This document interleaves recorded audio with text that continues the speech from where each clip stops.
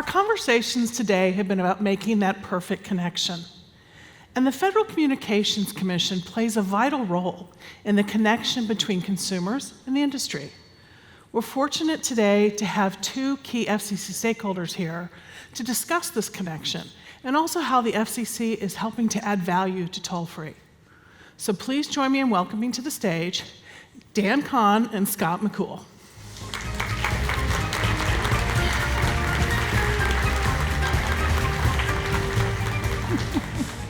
Welcome, Dan and Scott. Thank you for making the trek all the way from Washington, especially after, I have to say, the Nats made it to the series last night. Little hometown. So just to begin with, why don't you each tell us a little bit about your role at the FCC and your bureau and what it does with the toll-free industry. And Dan, why don't we start with you since you're right here. Sounds good. Sure. Hi, all. My name is Dan Kahn. I'm an associate chief in the Wireline Competition Bureau. So our bureau has a responsibility over wireline policy, which includes telephone number-related issues. My personal portfolio includes most telephone numbering issues, as well as various other issues related to broadband competition and, in certain circumstances, high-cost support for certain areas of the country for broadband deployment. I work on a number of our advisory committees as well, and I share responsibility with a number of my colleagues on toll-free related issues. For instance, one of my other colleagues works on the North American Numbering Council, and another one of my colleagues works on privacy-adjacent numbering issues. And we work with our other colleagues throughout the agency who are experts on issues like consumer protection, on enforcing our rules, on wireless telecommunications, and on public safety to overall regulate the world and help promote the world of toll-free numbering. Great. Scott? Hi, Ann. Hi, everyone. I'm Scott McCool, and I'm an attorney advisor in the Office of Economics and Analytics. And that was an office that was just newly created this last year at the FCC. And the reason is to enhance the role of economic analysis in commission actions. I say enhance, of course, there was always economic considerations in commission proceedings, but we wanted to show that the role of economics is that much more important. And I work within the auctions division within the office. Now, auctions division, prior to being in the Office of Economics and Analytics, was in the Wireless Telecommunications Bureau.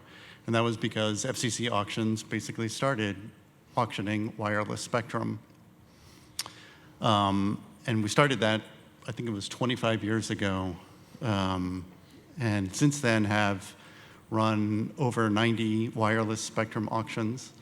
But we've also expanded out to auctioning broadcast construction permits, and then more recently gone into using auctions to distribute universal service support, so broadband and mobility in underserved areas. And the move from Wireless Bureau to the Office of Economics and Analytics was because we are supporting all these various other types of auctions, including our partners in the Wireline Bureau. So we're very excited about this new step and experiment in toll-free numbering. Terrific. And we're going to get to that. There's obviously a lot we could cover at the FCC, so we're going to focus on four key topics: the 833 auction, location-based services, toll-free traffic pumping and the 8YY access proceeding, and of course, robocalling. So why don't we start with the 833 auction? As you know, we're in the middle of the application period for the first toll-free number auction. This auction has been dubbed an experiment. What do you hope to learn from this experiment? Either one. Scott, sure, this is kind of in your bailiwick right now, so. Yeah, indeed. It is an experiment, so we're trying to see, we've had, like I said, 25 years of auction experience. And, it's very important in auctions that there's a couple things. One is accessibility. We want people to participate in the auctions. And, but also, we have all these auction rules, and we can talk more about that. But it's to make sure that there's a level playing field so that for people that participate in the auction everyone feels like they are on the same level field and have the same amount of information. So, one of the things that we'll do in this experiment is see how all of our auction rules that we've, pretty much carried over from the wireless auctions and broadcast auctions, how that plays out in auctioning toll-free numbers. And I'll just add, and I agree with everything Scott said, the Communications Act, which guides us in everything we do at the FCC, tells us that our job is to distribute numbers on an equitable basis. And under our precedent, what that means is we look at whether the distribution is efficient, orderly, and fair. So those are going to be the key criteria we're looking at. And we're going to be looking at those issues both at the level of, this is our first auction, how is that going compared to our past first-come, first-served distribution methodology? And also, as Scott was saying, at the level of the particulars of the auction. Precisely because it's our first auction, we know we have a lot to learn. And the commissioners have directed us on staff after the auction to produce a report on what did we learn, what went well, what can we improve. And we certainly would welcome all of your feedback after the auction on your experiences, both positive and constructive criticism on what can we improve. Yeah, and I assume that will make the decision of whether or not we have future auctions. Are there any key indicators of success you might be looking for future toll-free auctions, or other numbers for that matter? Sure, I can start with that one. So we always will start with what our commissioners laid out as our guidance, and they said that what they hope to achieve by having an auction is ensuring that numbers go to the people who value them the most, as indicated by their willingness to pay both through the auction or through the secondary market. So we're going to be looking, is that working the way it's intended, and is that more successful than first come, first serve in terms of getting numbers to the people who value them? But we'll also be looking at a broad set of questions around who's participating, who is everyone who wants to able to participate, how many people are participating, has it been a smooth experience, and a wide variety of factors.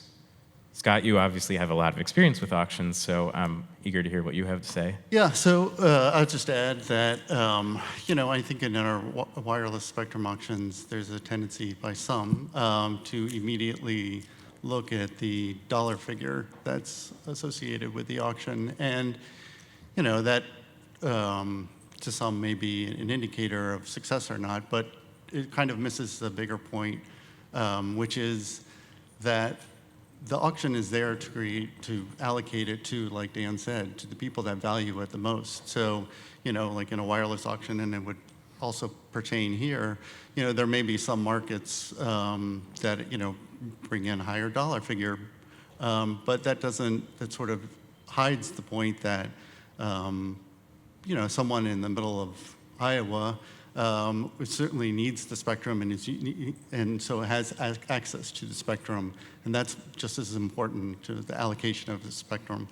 And in here, for toll-free numbers, someone that, business or individual that wants the toll-free number has access to the toll-free number. Terrific.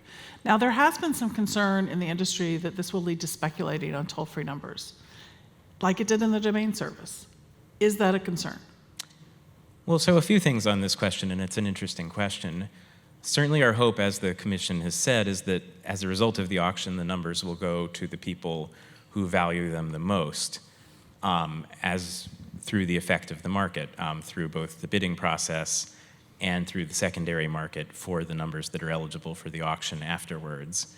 So our hope is that that the result will be people who want the numbers will get the numbers, and that while that maybe in some moments could look like speculation, the end result is that it's an efficient operating market, and that it in fact has the better effect in terms of getting the numbers to people who want them than first come, first serve, which, if you imagine when there was a buffet at lunch, I may have taken a bit more dessert than I usually would because I didn't have to pay for it. But if I had to pay for it, I might have been a little more particular. Yeah, I'd just add too that, in terms of speculating, there was some concern raised about that for wireless auctions, 25 years ago. And also when we went into the broadcast arena, there was a question about that. So, I think we'll see. This is an experiment, and we'll see how it goes. And we have, like Dan said, there's a report afterwards. So, I would say we were fairly confident in the market-based mechanism, but it's an experiment, so we'll see. And just to build on that a little bit more, it is worth taking a step back and remembering this is only about 1% of numbers in the 833 code, and of course that's only one of several codes. So as a whole, the impact on toll-free numbers is pretty limited, and yet we're hopeful we'll learn a lot from this. Yeah. Now, you mentioned earlier that there are rules based on the spectrum rules, and one of the most important rules is the rule against prohibited communications. Can you talk a little bit about what prohibited communications are and how, in an industry that's so tight-knit like this one is, how to avoid running afoul of this rule? Sure. So just to step back for a second from just the bigger picture. So in order to participate in the auction, we have set up, there's an application process. So you have to apply and then become qualified to bid in the auction. The prohibited communications period, it will start at when the application window closes, which is upcoming on Friday at 6 p.m. And if you have applied, and at that point you're an applicant, you are subject to this prohibited communications period. Now, so what is that? So that basically is you're not supposed to be talking about your bid or bidding strategy basically to anyone, either competitors in the auction, but you want to keep it closely guarded. What I would say is, so because we do also, when we talk about an applicant, we talk about it very broadly. We talk about, so the real parties and interest in the entity that's applying, and also the people that own 10% or more of the entity, officers and directors of the entity. So basically, this is like all these people are considered the applicant for this prohibited communications period. And what you want to do is you want to see, like I said, you basically don't really want to talk that much about what your bids or bidding strategy to anyone. Now, if there is someone that you have contact with in the business, because you have to do business during this period. And I should mention also, so I said when it started, but it ends after the auction closes. So when final payments are required, that's when the period ends. So it's not just, during the auction itself, but it's from the application period until the final payments are made. Now, the Commission has said, if you ask, are you in the auction, that sort of thing, you can say yes or no, Yeah. But, certainly anything is about your bid or bidding strategy or what toll-free numbers you're thinking about bidding or anything about that, just other than the yes or no sort of strays into the prohibited communications period. Yeah. And just in general, bear in mind that in terms of the auction, everybody who's participating is a competitor, and if anybody has additional information beyond their other competitors, it creates an uneven playing field. Should also mention that if anybody has any questions throughout the process, don't hesitate to get in touch with us. We really want this to be a success, and we want to put you all in a position to succeed. So we mentioned this is just a subset, a small percentage of the numbers in an experiment. So what might we be looking for to maybe expand this to buy and sell toll-free numbers that maybe haven't been purchased through an auction or additional auctions? Well, so I think from my perspective, we've already hit on some of the key factors that the Commission's established through its precedent. Whether the auction has been orderly, that is, whether it's how easy it's been to administer, whether it's been efficient, that is, are the numbers going where they're most valued, and whether it's been fair, that is, has everybody had a chance to get access to the numbers that they want, and how does this all compare to our past processes? Right. Well, I look forward to it. It's going to be interesting. It's definitely uncharted territory. As you said, the application process is open until Friday at 6 p.m., and we have a knowledge bar if you have any questions that is manned during the sessions.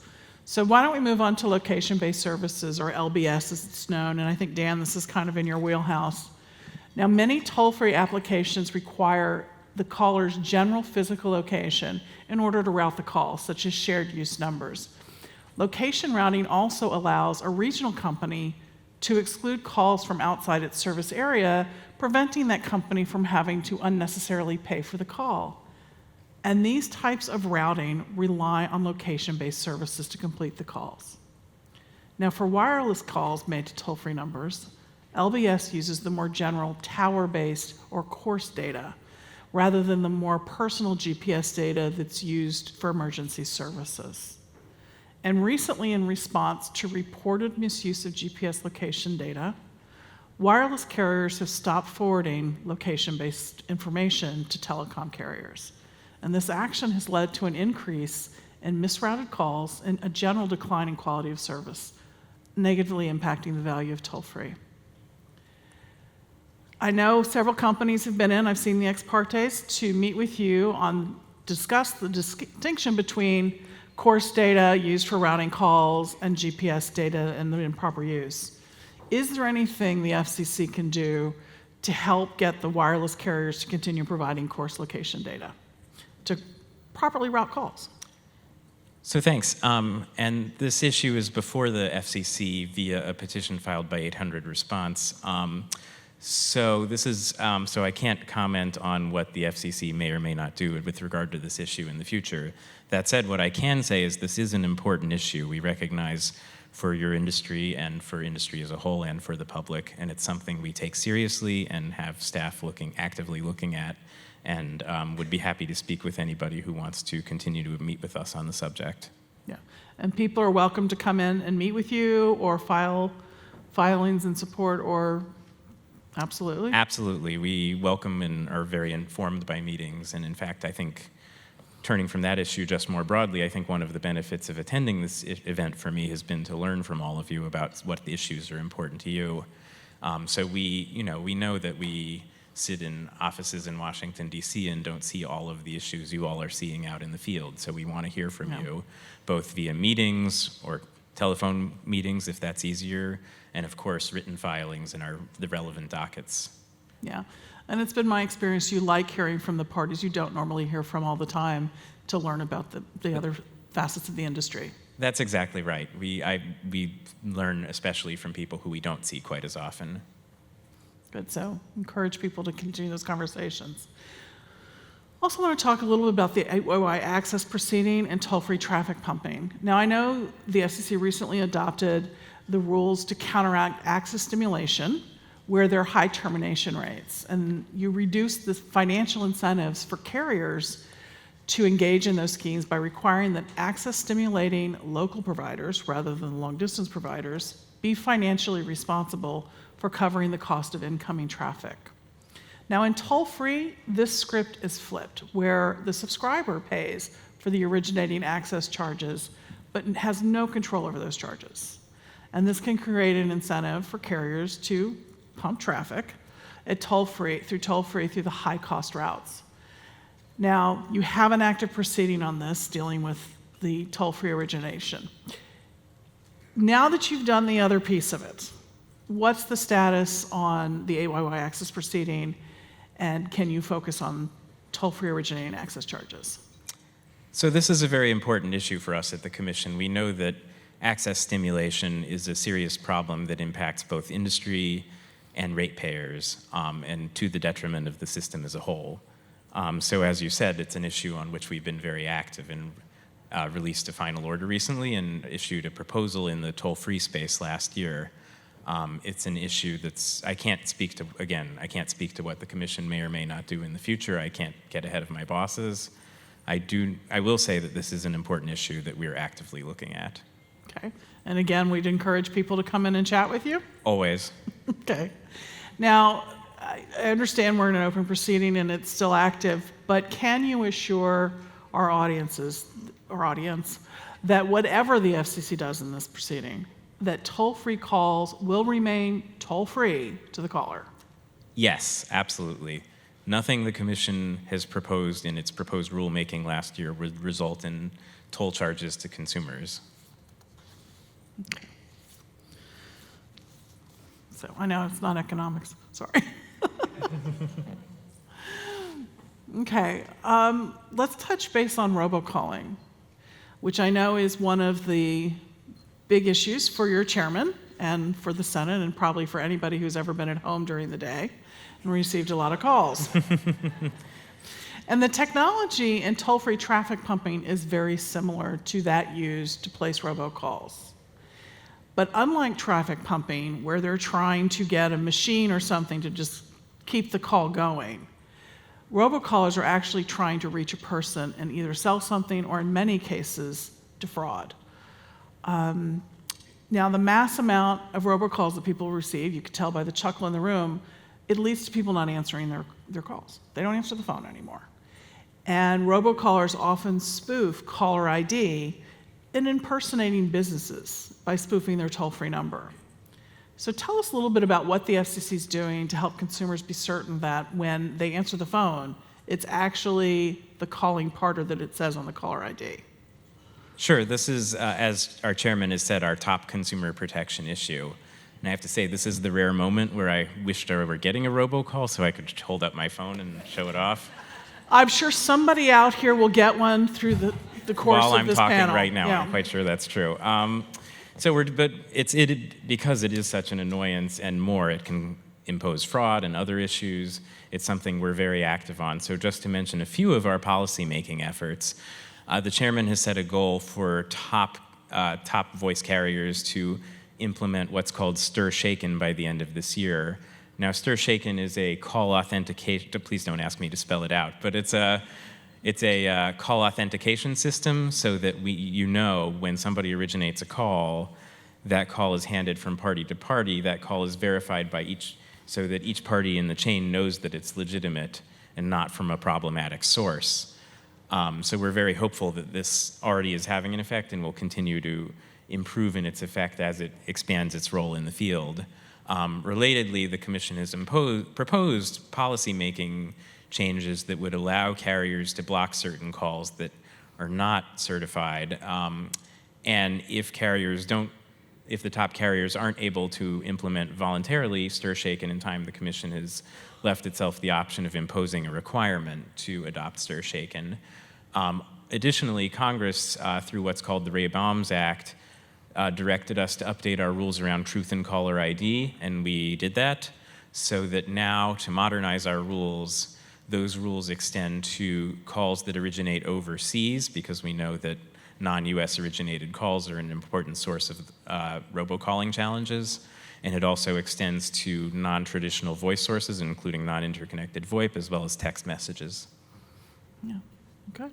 And can you give us an update on any recent enforcement actions the FCC's had in robocalling? Sure. I've consulted with my colleagues in our Enforcement Bureau, and we can't talk about the details of any possible enforcement matter, but it is an area where there are active investigations going on. And I can point you back to some enforcement actions we took last year against 2 individuals where the Commission proposed fines of, I think, totaling around $200 million. And though we haven't been able to collect those fines as yet and have referred them to the Department of Justice for further action, we do think they've had a significant effect in deterring calls from that particular set of sources.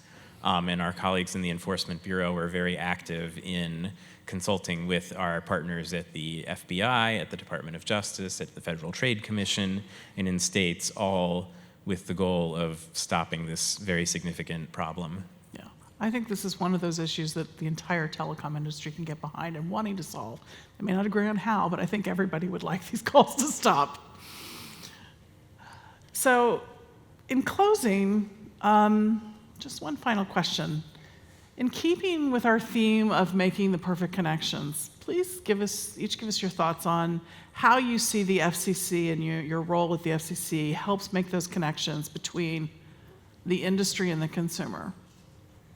So I'm going to, of course, talk about the auction because that's the most important thing going on in our world. So, first of all, I want to encourage people to apply. The application window, like I said, closes on Friday. And then the auction itself will be one day in December 17th. Mm-hmm. And the application process, is, you first put in your application, and then if there's anything missing, we have a resubmission period. And then you have to put in a upfront payment to participate in the auction. Then we put out the list of qualified bidders. So we're very excited about it. We're, you know, as Dan had mentioned before, it's an experiment with a small set of numbers, but we think it's going to be a successful for not only these numbers, but for the future. Good. And I'll add on a couple of different topics. One of a couple we've already talked about. We want to make sure that people can trust the voice network and trust the telephone calls they're getting. So addressing issues around robocalling and access stimulation are important. We've also adopted a number of orders in the past couple of years trying to address rural call completion challenges, which we hope have had an effect. Through issues like the auction, we're also looking to make sure to continue to innovate as regulators. So some other examples in addition to the auction of that is our North American Numbering Council is looking at issues around interoperable video calling, making use of telephone numbers. And we've issued a report at the direction of Congress on the possibility of creating a 3-digit hotline for suicide prevention and mental health crises, akin to 911, but a different number, to make it easier for people who are in that sort of dire situation to get the help they need.